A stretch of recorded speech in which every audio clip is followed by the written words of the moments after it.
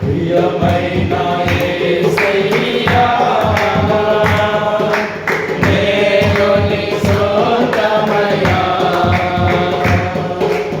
ఆనంద జ్యోతి వెలిగెను నా జీవితాన్ని వెలిగించెను ఆనంద జ్యోతి వెలిగెను నా జీవితాన్ని ప్రియమైన యేసయ్యా నేను నీ సొంతమయ్యా ప్రియమైన యేసయ్యా నేను నీ సొంతమయ్యా కోటలు తిరిగిన రాను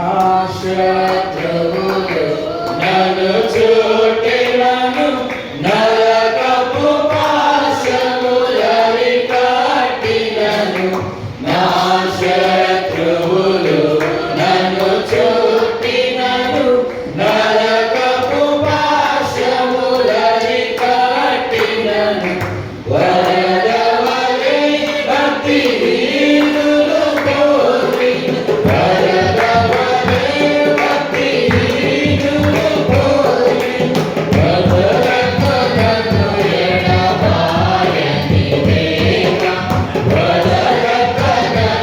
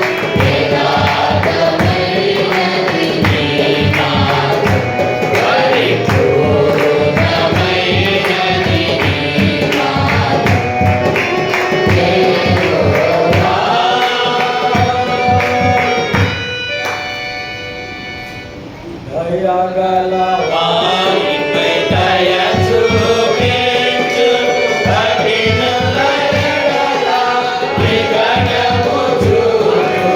దయగల వారిపై దయ చూపించు కఠినుల ఎడల వికటము చూపు.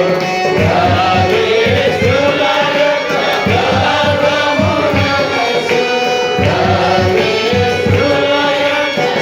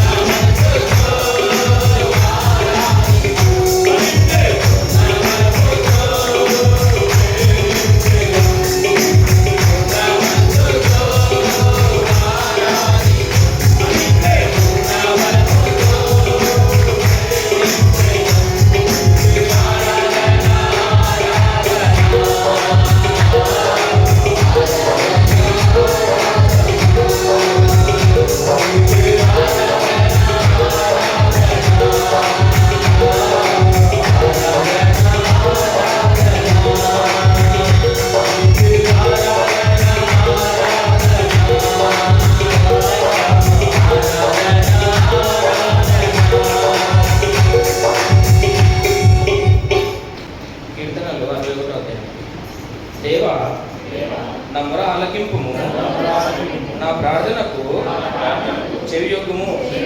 నా ప్రాణము తల్లడిల్లగా భూదిగంతముల నుండి నీకు మొరపెట్టుచున్నాను. నేను ఎక్కలేనంత ఎత్తైన కొండపైకి నన్ను ఎక్కించుము. నీవు నాకు ఆశ్రయముగా నుంటివి. శత్రువుల ఎదుట బలమైన కోటగా నుంటివి. యుగ యుగములు నేను నీ గుడారములలో నివసించదను. నీ రెక్కల చాటున దాగుకొందును. దేవా, నీవు నా మొక్కుబడులో అంగీకరించున్నావు. నీ నామమునందు భయభక్తులు గలవారి రహస్యము నీవు నాకు అనుగ్రహించి ఉన్నావు. రాజునకు దీర్ఘాయువు కలగజేయుదువు గాక. అతని సంవత్సరములు తరతరములు గడుచును గాక. దేవుని సన్నిధిని అతడు నిరంతరము నివసించును గాక. అతన్ని కాపాడుటకై కృపా సత్యములను నియమించుము.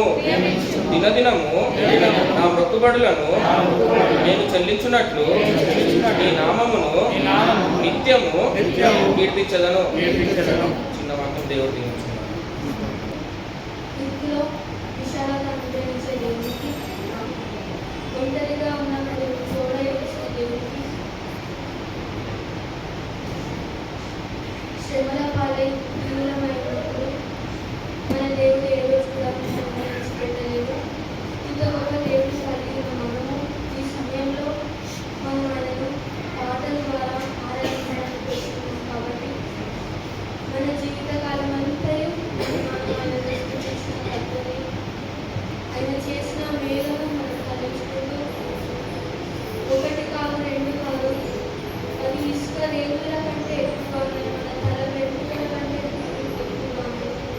ఆయన అనుదినం చూసిన కృపను బట్టి మనం ఆయనకు వేలాది కోట్లాది కృతజ్ఞతాస్తుతులు చెల్లిస్తాం.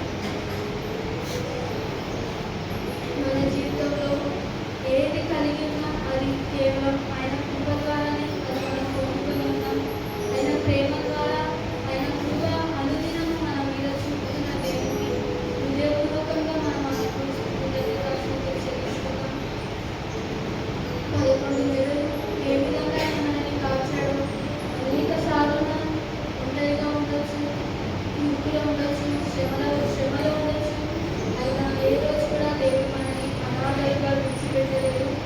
మన తల్లి అయినా మన తండ్రి అయినా మనల్ని కొద్దిసేపు విడిచిపోయి మర్చిపోతారేమో, కానీ దేవుడు మాత్రం ఎన్నడూ మనల్ని ఏమాత్రం విడవను, నిన్నెన్నడూ ఎడబాయని వాగ్దానం చేసిన దేవుడు మనం కలిగి ఉన్నాం. కాబట్టి హృదయపూర్వకంగా మన చింతలన్నీ తీసివేద్దాం. ఇక్కడ ఉన్నప్పుడు కేవలం ఆయన ధ్యానిస్తూ, ఆయన చేసిన మేలను ఉపకారములను సాధిస్తున్నాం.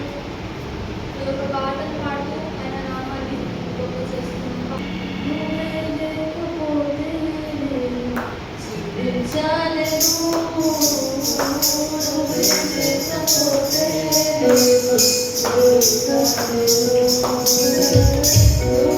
లేకపోతే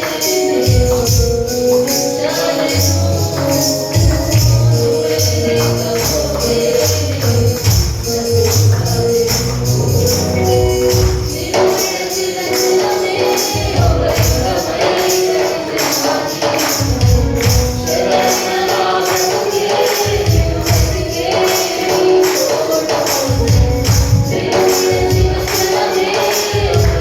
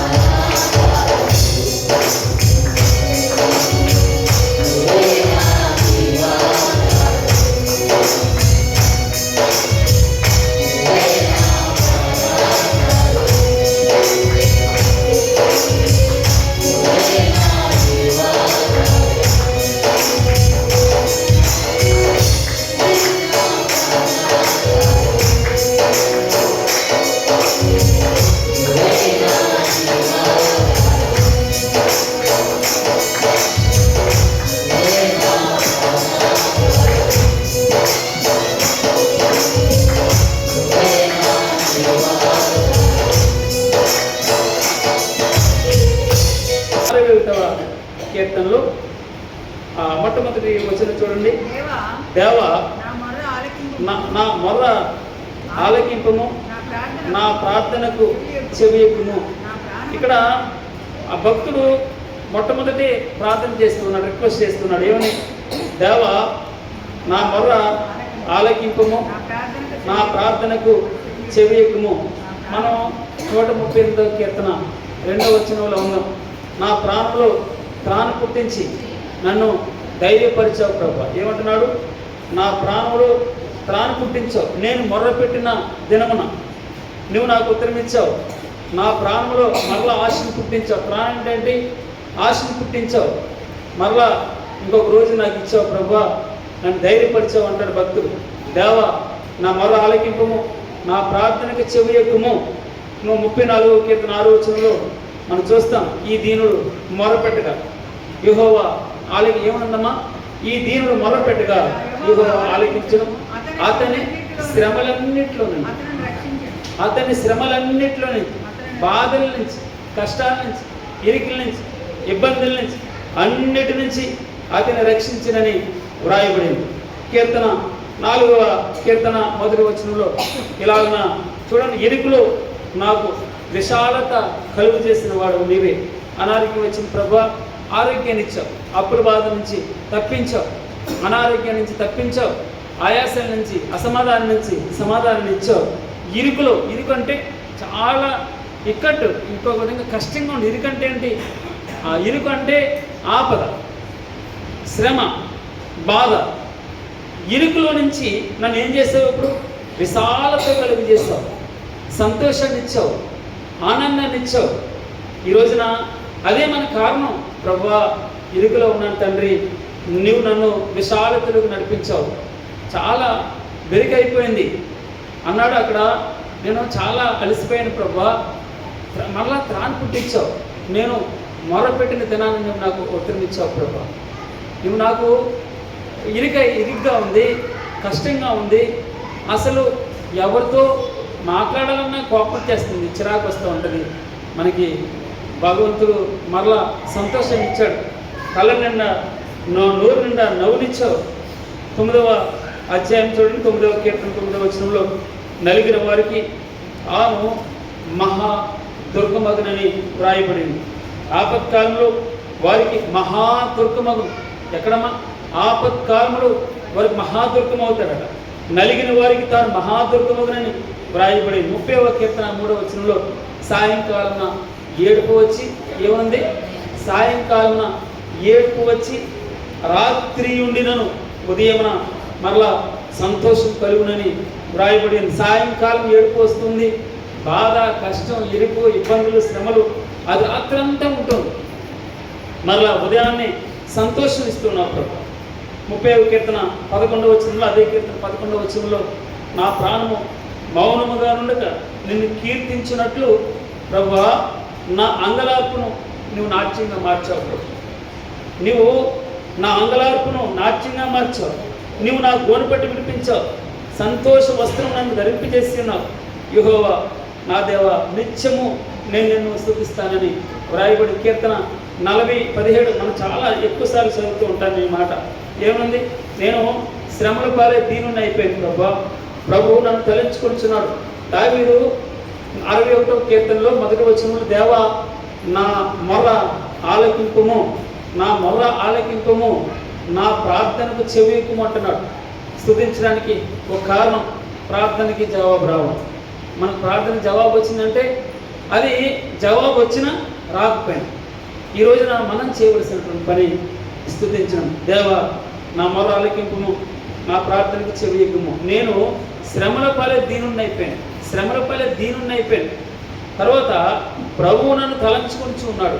ఆయన మిమ్మల్ని గురించి చింతించుచున్నాడు అనగా లక్ష్యము చేర్చున్నాడు. ఇంకొక విధంగా చెప్పాలంటే పట్టించుకుంటూ ఉన్నాడు. ఆయన మిమ్మల్ని గురించి చింతిస్తూ ఉన్నాడు, లక్ష్యము చేర్చున్నాడు, పట్టించుకుంటూ ఉన్నాడు. నేను శ్రమల పాలే దీనుణ్ణి అయిపోయాను, ప్రభువు నన్ను తలంచుకుంటున్నాడు. నాకు సహాయము నీవే, నా రక్షణకర్తవు నీవే, నా దేవ ఆలస్యం చేయకు అంటాడు. మనం ఏ 61వ కీర్తన కొంచెం కిందకు వస్తే 2వ వచనంలోకి వస్తున్నాం.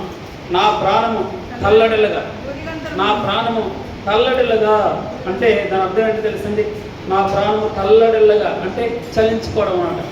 షివరింగ్ వస్తుంది.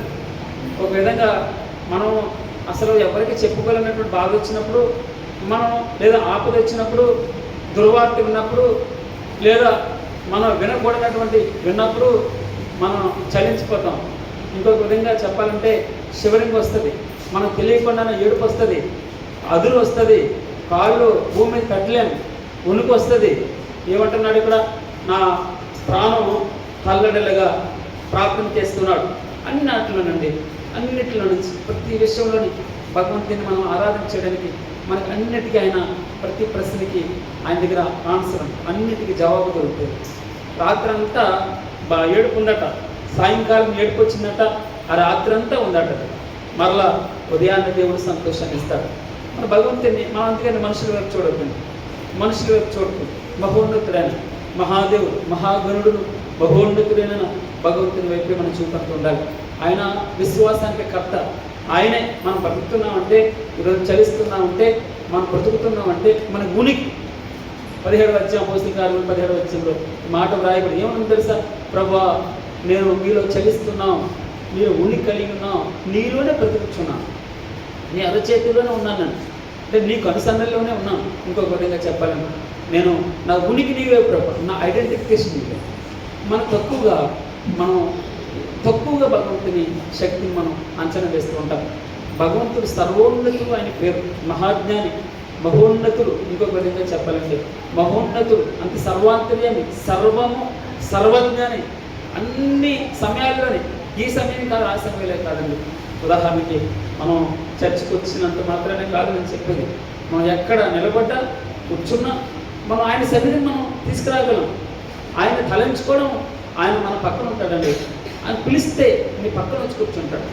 అది ఆపద సమయమైనా, సంతోష సమయం, అన్నింటిలో నీకు ఆదరణ దొరుకుతుంది. ఆదరించేటటువంటి దేవుడిని మనం ఆరాధించడానికి సిద్ధమవుతున్నాం. అన్నాడు, నా ప్రాణం తల్లడిల్లిపోయింది ప్రభు, నా ప్రాణం తల్లడిల్లుగా. అసలు ఏం చేయాలని అర్థం కాదు మనకి. మీకు ఎప్పుడైనా ఎక్స్పీరియన్స్ చేశారో లేదో, హోప్ లేనప్పుడు, అసలు ఎక్కడ ఇంకన్ని దారులు మూసుకుపోయినప్పుడు, చాలా ఇప్పుడు రేపు అవ్వకపోతే ఏం చేయాలో అన్నప్పుడు మనం తల్లడిల్లిపోతూ ఉంటాం. నేను చాలాసార్లు ఫేస్ చేసినటువంటి విషయం. నా హృదయం ఏమన్నాడు?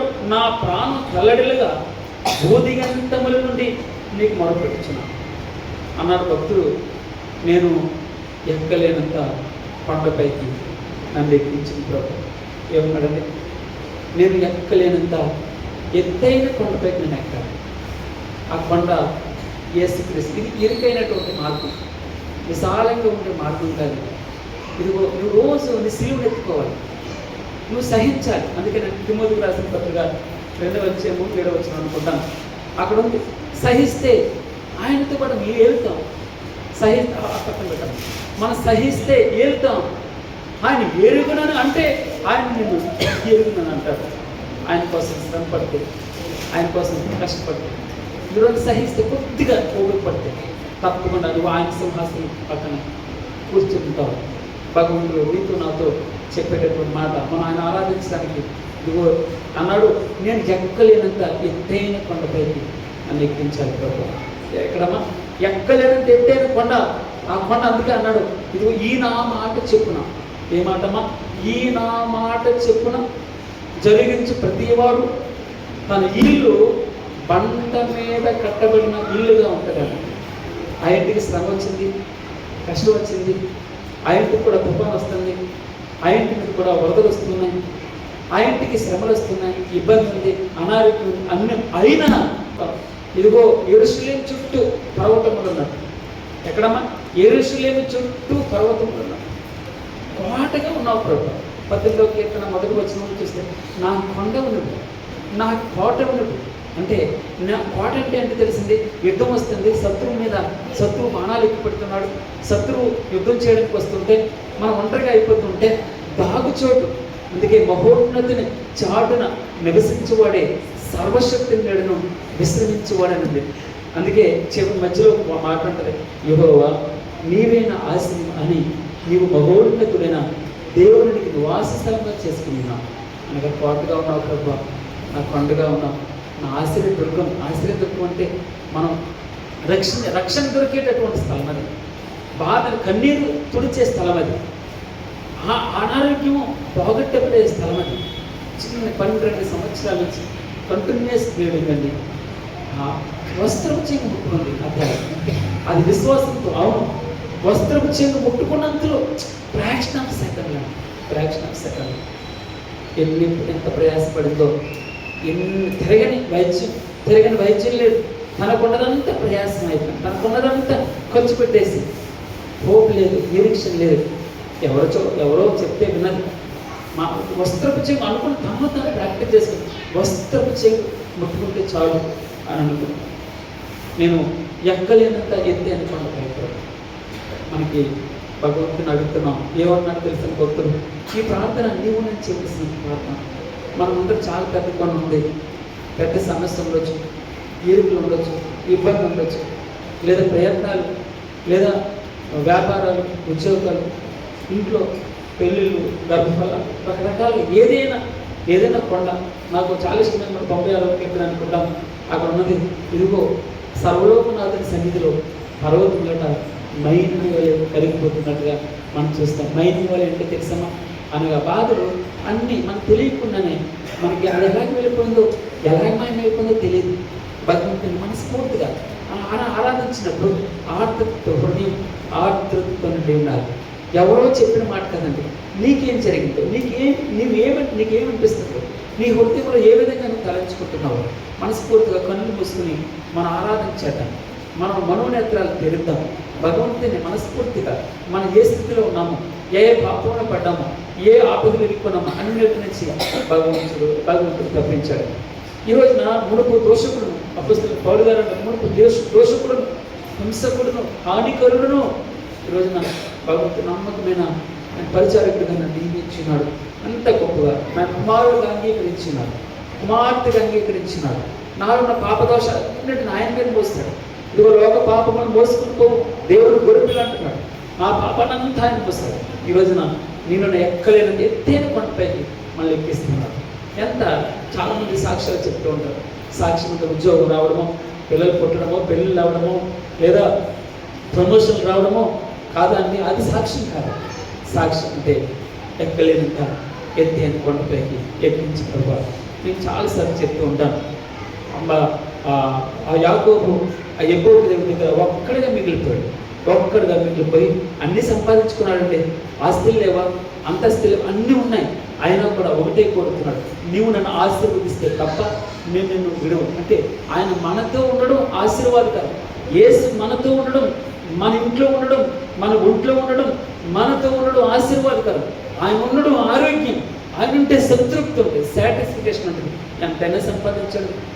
మనం కొన్ని ఎగ్జామ్షన్స్ పెట్టుకుంటాం, అది తినలేమని చెప్పేసి. భగవంతుని దగ్గర, భగవంతుని సన్నిధిలో మన జీవితాల్లో ఆయన ఎంత సంతోషాన్ని ఇస్తాడు, ఆనందాన్ని, తేలికనిస్తాడు. నిన్న 19వ కీర్తనలో మనం చూసాం, తెప్పరలు చేస్తున్నాం ప్రభా, మా హృదయాలు తెప్పరలు చేస్తున్నాం, తేలిక చేసేస్తున్నాం. పాపమైన బారు ప్రభు మీద పడేసినప్పుడు, మన చింతంతా ఆయన మీద పడేసినప్పుడు, మన బాధలన్నీ ఆయన మీద పడేస్తాం. ఎందుకు ఆలోచిస్తావు, ఎందుకు బీపీ రేజ్ చేసుకుంటావు, ఎందుకు షుగర్ ఇంక్రీజ్ అవుతుంది, నేను ఉన్నాను కదూ అంటాడు. ఆయన అనువాడు ఉన్నవాడు, ఆయన మన బాధంతా ఆయన మీద. నువ్వు చింతించి ఒక మూరడు ఎక్కువ చేసుకెళ్ళావు, నువ్వు చింతించి ఏడ్చి నువ్వు ఒక మూరడు ఎక్కువ చేసుకెళ్ళావు. ఆయన నిన్ను గురించి ఎంతగా చింతిస్తున్నాడు. తల్లి కంటే ఒకరి తల్లి వారిని ఆదరించినట్లు అని రాయబడి 61వ కీర్తన, ఒకరి తల్లి వారిని ఆదరించినట్టు. ఎంత ప్రేమ అమ్మాయి, ఆ ప్రేమ వర్ణించడానికి మాటలు సరిపోదు. దేవుడు లోకం ఎంతో ఎంతో ప్రేమించావు. ఎంతగా ప్రేమించావు అంటే తన కుమారుని, సొంత కుమారుని ప్రాణం పెట్టినంతగా నన్ను ప్రేమించావు. భక్తుడు అంటున్నాడు, ఎక్కలేనంత ఎత్తైన కొండపై నన్ను ఎక్కించి ప్రభు. నేను కలిగి ఉండాలి, నీ మీద ఉండాలి, ఈ బండ మీద ఉండాలి, నువ్వు నా పునాదిగా ఉండాలి, నా ఇంట్లో ఉండాలి, నా స్నేహితుడుగా ఉండాలి. నువ్వు ఆ బాధలు, కష్టాలు, ఇరుకులు, ఇబ్బందులు అన్నీ నీతో చెప్పుకునేటట్టు, ఓపెన్ అయ్యేటట్టు. ఒక ఎవరితో చెప్పుకుంటా ఉంది, అందరూ విన్నట్టే ఉంటారు కానీ మీకు అంతగా నమ్మకత్వం ఉండదండి. మరి ఆలోచన ఏదో ఒక విషయం తప్పకుండా నేను నేను ఆ మాట అయితే నేను బాధ పెడతాను. అందుకే భగవంతుడి దగ్గర బాధంతా ఆయనకి చెప్తాను, మన కష్టం అంతా ఆయనకి చెప్తాను, మన భరోసా ఆయన. మన అందుకే యెహోవా నిస్సి అని రాయబడి, యెహోవా నిస్సి అంటే ఆయన మనకి చేయనిచ్చు. నా ధ్వసం యెహోవా నా ధ్వసం అని రాయబడి. ఇక నేను కీర్తన వచ్చిన పుస్తకం చూసిన మాటలు చెప్తున్నాను. ఇక్కడ 4 విషయాల కింద మనకు కనబడతారు. యెహోవా నీవే నా ఆశ్రయమని, ఆయన మన కోటని, మన గుడారని, మన దాగుచోటుగా మనకి ఇక్కడ కనబడుతుంది. చూడండి, నేను ఎక్కలేనంత ఎత్తైన కొండపైకి నన్ను ఎక్కించుకోండి. ఎత్తుగా ఎక్కాలి. అలసిపోయాడు ఏలియా. మీకు తెలియనటువంటి విషయం కాదు. భగవంతుడు ఏమన్నట్టు తెలుసండి, ఇదిగో నీ ముందర నీ శక్తికి మించినటువంటి ప్రయాణం.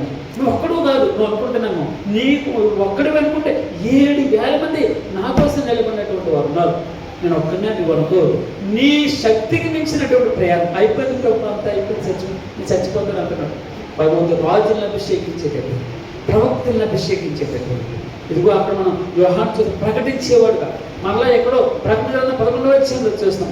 అపసాక్షిగా ఆయన ప్రకటన చేస్తున్నాడు. ఏలి ఆత్మ అని ఎప్పుడు చెప్తూ ఉంటాడు. ఏలి ఆత్మ చూసారండి. అక్కడేమో నా బ్రతుక అయిపోయింది, నా పని అయిపోయింది అని చెప్పేసి అంటూ ఉన్నాడు. భగవంతుడు నీ శక్తికి ఇచ్చినటువంటి ప్రయాణం నీ ముందులో. భగవంతుడు ఇక్కడ మాట్లాడుతున్న భక్తులు ప్రార్థన చేస్తే ఎక్కలేనంత ఎత్తైన కొండపైకి నన్ను ఎక్కించుకోవాలి, ఎక్కలేనంత ఎత్తైన కొండపైకి నన్ను ఎక్కించు ఉంటాడు. తర్వాత 60వ అధ్యాయం కింద పక్కన ఉంటుంది. 60వ కీర్తన 4వ వచనం ఒకసారి చూడండి. 60వ కీర్తన 60వ కీర్తన 4వ వచనం. సత్యము నిమిత్తము ఎత్తి పట్టుటకై 60వ కీర్తన 4వ వచనంలో మాట ఉంది, నీ యందు భయభక్తులు గల వారికి నీవు ఒక ధ్వజమునిచ్చినావు. ఏమన్నాడంటే, నీ యందు భయభక్తులు గల వారికి నువ్వు ఒక ధ్వజం ఇచ్చావు ప్రభు. ధ్వజము అంటే మనకు విజయము, ఓ భరోసా ఇచ్చావు ప్రభు. మనకు అందుకే the lord is my banner ఆయన చెప్పుకోవడానికి ఒక ఆధారం మాకు ఇచ్చావు.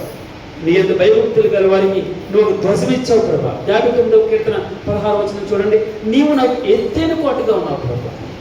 ఆపద్దినమున నాకు ఆశ్రయంగా ఉన్నావు తండ్రి. కష్టం వచ్చినప్పుడు నువ్వు నాకు ఆశ్రయంగా ఉన్నావు. నీ బలమును గురించి నేను కీర్తిస్తాను తండ్రి. ఉదయం నీ కృపను గురించి ఉత్సాహగానం చేస్తాను. 17వ వచనం చూడండి, 59వ కీర్తన 17. దేవుడు నాకు ఎత్తైన కోటగా ఉన్నాడు, కృపగల దేవుడుగా ఉన్నాడు. నా బలమ నిన్నే కీర్తించదు, నా బలమ నిన్నే కీర్తించదు. అదే పక్కన 57వ కీర్తన 2వ వచనం చూడండి, మహోన్నతుడైన దేవుడికి, ఎవరమైనా మహోన్నతుడైన దేవునికి, నా కార్యము సఫలము చేయ దేవునికి నేను మొరపెట్టుచున్నాను.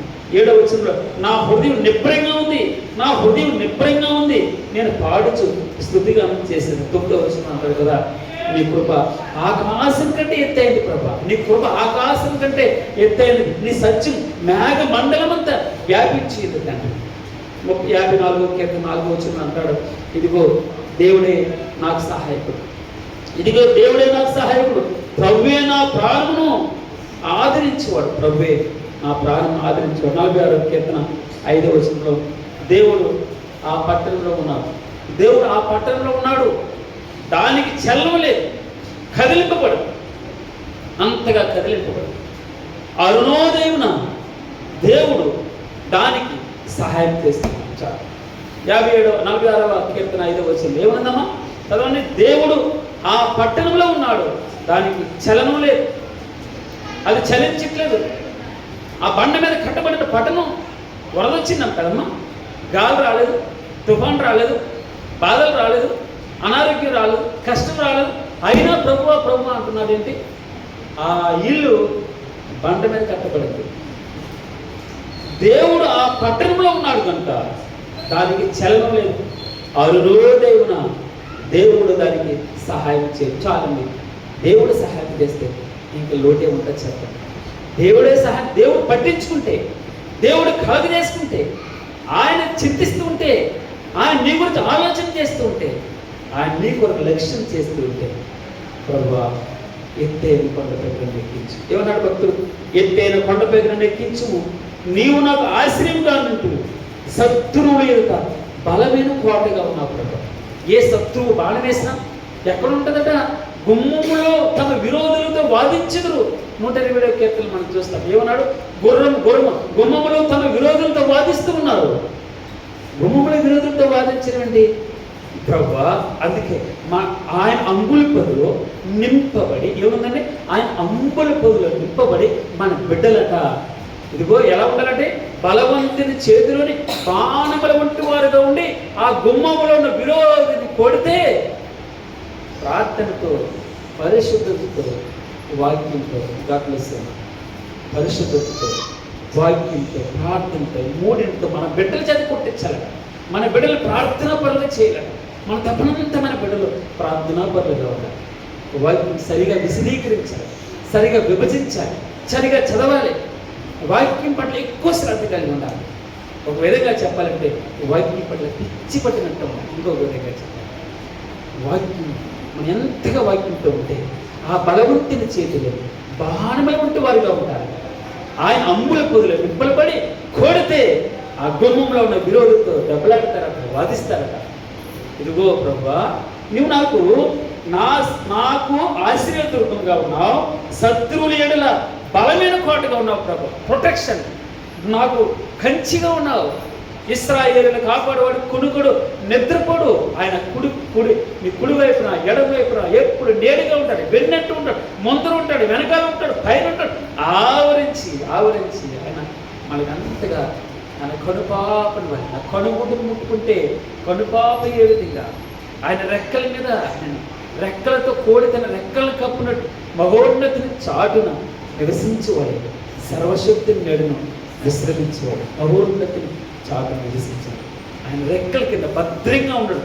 మనం ఎంతగా అండి మన జీవితాల్లో పాపం అంటకుండా పరిశుద్ధంగా బ్రతకడానికి, రోజు పౌరుషంగా భగవంతుడితో మనం మమేకం అవ్వడానికి. అమ్మ ఇదిగో మొట్టమొదట నా రాజ్యం, నా నీతిని మిగిలినన్ని వాటంతనే మీకు సంభవిస్తాయి. మీ వెనకాల వెంటబడతాయి. ఆశీర్వాదం వెనకాల వెంటబడతాది. అలా పరిగెత్తిస్తాడు. మనం ఆయన వైపు చూస్తూ పరిగెత్తి, ఆయన గురు వైపు చూస్తూ, ఆయన వైపు చూస్తే మన ఆరాధనకి అదే మనం అండి.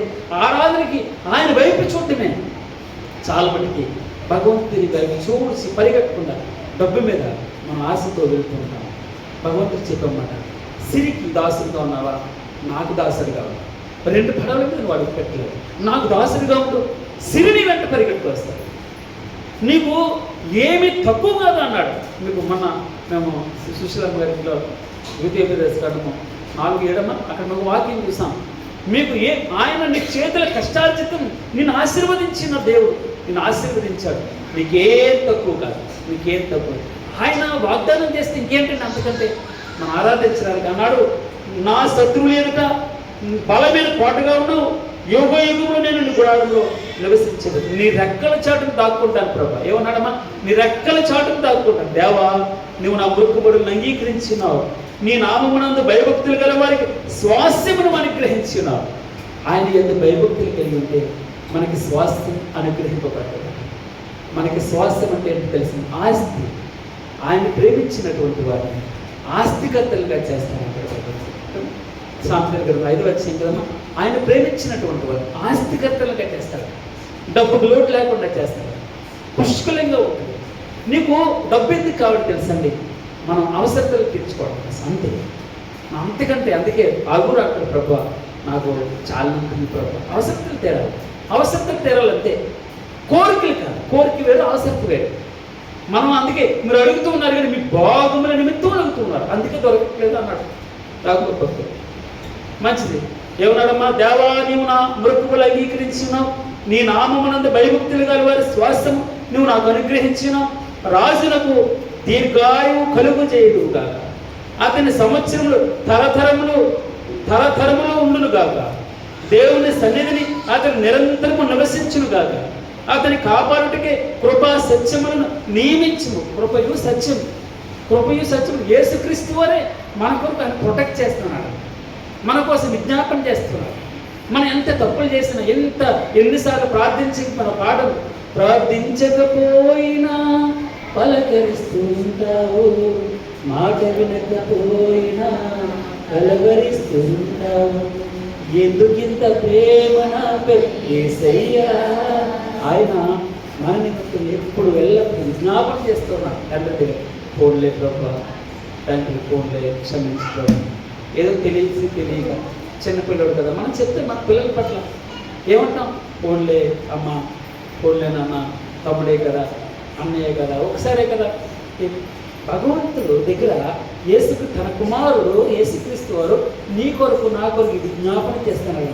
ఎంత భాగ్యవంతుడు, ఎంత సంతోషం. భగవంతుడే నీ కొరకు నా కొరకు ప్రార్థన చేస్తున్నాడు. తండ్రి నాకు అనుగ్రహించి వారిని ఒక్కరిని కూడా పోగొట్టుకోకూడదు. ఎవడో పరలోక రాజ్యానికి అందరూ అంతటా మారు మనసుకుంటారు. ఎవడెవరు నశించుకోవడానికి ఇష్టం లేదు. అందుకే తన ప్రాణం విలవిల్లాడిపోతుందండి. ఆ గెలిసిన తోటలో ఆ రక్తపు బిందువులు శ్వాద బిందువులుగా వస్తూ ఉన్నాయి. చలించిపోతున్నాడు. ఇందాక నా ప్రాణం తల్లడిల్లిపోతుంది. ఆయన నా కొరకు నీ కొరకు తల్లడిల్లిపోయినాను. ఆరాధన చేయడానికి ఒక కారణం ఆయన నీ కొరకు నా కొరకు చేసిన త్యాగాన్ని జ్ఞాపకం చేసి దేవుని సన్నిధిని అతను నిరంతరము నివసించును గాక. అతని కాపాడుటకి కృపా సత్యములు అనగా కృపయు సత్యములను నియమించును గాక. అందుకే అక్కడ 23వ కీర్తన అంటారు. ఎవరన్నా కృపా సత్యములు ఎప్పుడు ఎల్లప్పుడూ మనం వెంబడిస్తూనే ఉంటాయి. ఎప్పుడు ఫుల్ టైం అనమాట. అంటే మనం ఇదిగో ఒక తండ్రి ఆదమరిచి నిద్రపోతారేమో, ఒకళ్ళు తల్లి అయినా మర్చిపోతేమో, తండ్రి అయినా మర్చిపోతేమో, చూడుమున అరచేతులు నేను చెక్కి ఉన్నారు అన్నాడు భగవంతుడు. ఇదిగో నీ ప్రాకారాలు, నీ కదిలికలు, నువ్వు నడవడం, కూర్చోవడం, నవ్వడం, మాటలు అన్నీ ఆయనకి తెలుసాడు. ఎంత భాగ్యవంతులు మనం. ఇది భాగ్యం అంటే.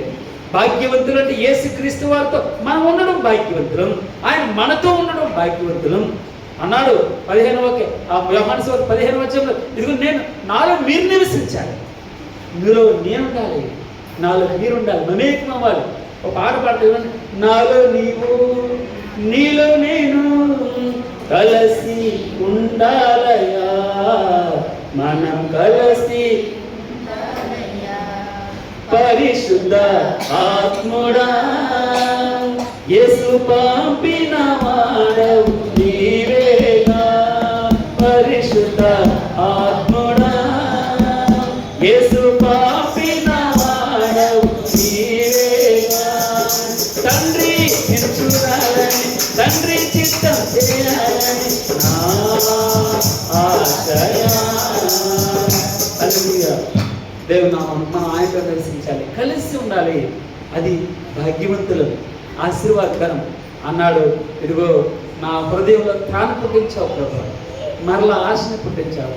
ఎందుకు బతుకుతున్నాను అర్థాన్ని చెప్తున్నావు.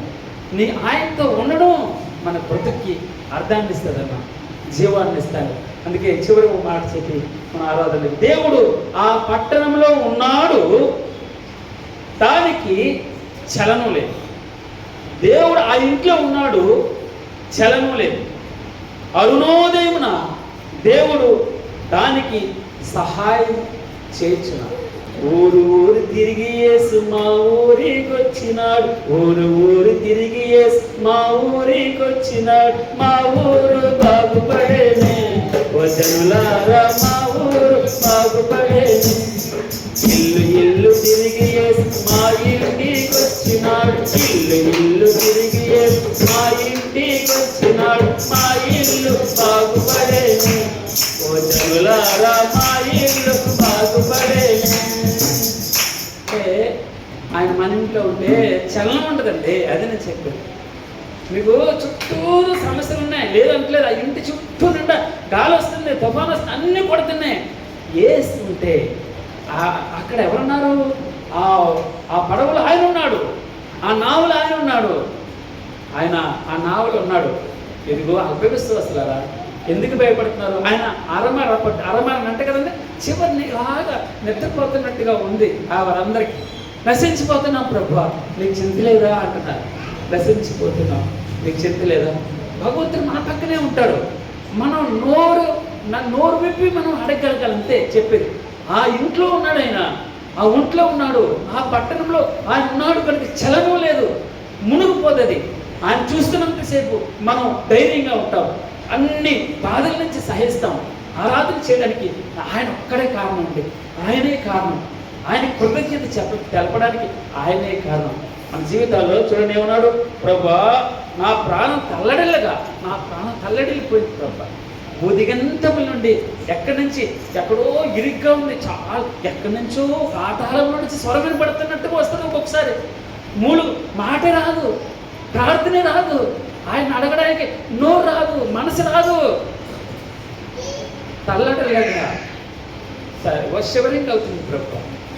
కష్టం నేను తట్టుకోలేకపోతున్నాను, వీటిని నా వల్ల కాదు, నేను తట్టుకోలేకపోతున్నాను, నడవలేను, నేను చచ్చిపోతాను ప్రభు. ఏలేత అంటున్నాడు భగవంతుడు, నీ శక్తికి మించిన ప్రయాణం నీ ముందర. భక్తుడు అంటున్నాడు, ప్రభు నేను ఎక్కలేకపోతున్నాను తండ్రి, నువ్వు నాకు సహాయం చేయి. ఈ జీవితం నేను అనుకుంటాను ప్రభా, మరలా తప్పిపోతున్నాను తండ్రి. ఆయన నా సిలువ ఎత్తుకున్నట్టే ఉంటున్నాను, పడేస్తున్నాను ప్రభు. భారం మోస్తున్నట్టుగానే ఉంటున్నాను, ప్రార్థన చేస్తున్నట్టుగానే ఉంటున్నాను, వాక్యం చదివినట్టుగానే ఉంటున్నాను, పరిశుద్ధులుగా ఉంటున్నట్టే ఉంటున్నాను. కానీ ప్రభు అంతగా నువ్వు తగ్గిల్లో నువ్వు త్రాచులో నేను తేలిపోతానేమో ప్రభు, తేలిపోతానేమో. చిన్న వాటి వైపు నా కన్నులతో, చెవులతో, నోటితో నిన్ను ఆయాసపరుస్తున్నానేమో, నేను దుఃఖపరుస్తున్నానేమో తండ్రి. నాయన నేను ఎక్కలేనంటే ఎత్తైన కొండపైకి నన్ను ఎక్కించు ప్రభు. భక్తులు మనం ప్రార్థన చేస్తున్నట్టుగా ఉంది. ఈ మాటల్ని మనం మననం చేద్దాం, ఆరాధన చేద్దాం. ప్రభు ఆపత్కాలంలో ఆయన నాకు ఆశ్రయదుర్గంగా ఉన్నాడు. ఇదిగో ఆ పట్టణంలో ఆయన ఉన్నాడు కనుక చలనం లేదు. అరుణోదయమున అనుకూల సమయాన ఆయన దేవుడు, మహాదేవుడు నీకు సహాయం చేస్తున్నాడు. రాత్రి సాయంకాలం బాధ వచ్చింది, రాత్రి అంతా ఉంది, తగ్గట్లేదు. ఉదయాన్న భగవంతుడు సంతోషం ఇస్తాడు, మన కుటుంబాలకు తృప్తినిస్తున్నాడు, సమాధానాన్ని ఇస్తాడు, నెమ్మదినిస్తున్నాడు, శాంతినిస్తాడు. ఆయన కృప సత్యము వెంబడిస్తుందని ఆయన ప్రొటెక్ట్ చేస్తాడు. చుట్టూ కంచిగా ఉంటుంది. మనుషులు కాదు, మనుషులు ఎక్కడ కాదు, మనుషులు హస్తవాసి కాదు, హస్త నిక్షేపణలు కాదు, భగవంతుని ఒక్కడి కృపే. ఆయన సత్యం భగవంతుడు మీరు చుట్టూ ఆవరించి ప్రొటెక్ట్ చేస్తాడు. కంచిగా శత్రువు రాకుండా అన్నాడు. ఏమన్నాడు తెలిసింది, నీకోసం ఎంత ఆయన ఇదిగో సత్తువ భూమిగా, ఎక్కడమ్మా సత్తువ భూమి గల సారవంతమైన భూములు, చౌడు భూమి కదా, సారవంతమైన భూములో నిక్కమైన స్పష్టమైన క్వాలిటీ గల ద్రాక్ష వల్లిగా నేను నాటాడు. చుట్టూ అందులో ఉన్న రాళ్ళని అసలు ఎక్కడ కాళ్ళు గుచ్చుకుంటాయని ఆ రాళ్ళన్నీ తీసివేశాడు, ఏరాడు. ఈరోజున నిమిషం 26వ అధ్యాయం చూస్తాం. నిమిషం యెషయా గ్రంథం, నిమిషం నీరు పెడుతున్నాను, అక్కడ బురిది వేశాను నేను. శత్రువు రాకుండా, ఏ పక్షులు రాకుండా, ఎత్తికెళ్ళిపోకుండా, వాక్యం ఎత్తికెళ్ళిపోకుండా కాపాడుతున్నాను. అయితే భగవంతుడు చెప్పేమాట, నా ద్రాక్ష తోటకు చేసిన దానికంటే మరి ఎక్కువేం చేయగలను. ఇదిగో మంచి ద్రాక్షలు కాయవల్లని నేను ఎదురు చూచినప్పుడు, ఓ ఇశ్రాయేలీయుల వారా, యూదా వారులారా, నాకు తీర్పు తెచ్చాను. నా ద్రాక్ష తోటకు చేసిన దానికంటే మరి ఎక్కువ నేను ఏమి చేయగలను.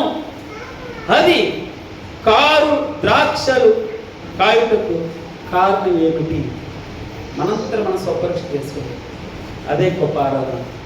భగవంతునికి ఇచ్చే బహుమతి విరిగిపోయి నలిగిపోయి ఆయన దగ్గర ఆ వాక్యంలో మనం సరి చేసుకోవడమే ఈ పరిశుద్ధ మందిరం, పరిశుద్ధ సమయం, ఎంతో ఆహ్లాదకరమైన దేవుని యొక్క సన్నిధి.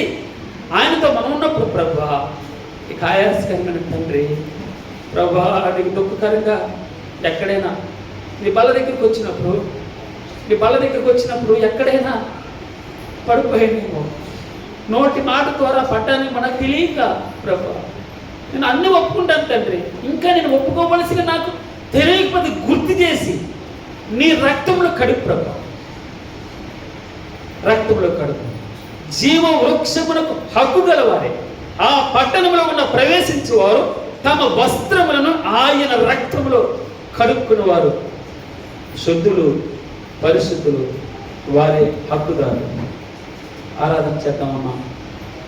సండే స్కూల్కి వెళ్ళే సహోదరులు ఆరాధన చేసిన తర్వాత పురుషుల్లోకి ఇద్దరు స్త్రీలోకి ఇద్దరు ఆరాధన చేద్దాం, భగవంతుని మహిమపడతాం, మనస్ఫూర్తిగా కృతజ్ఞతాస్తుతులు చెల్లిద్దాం.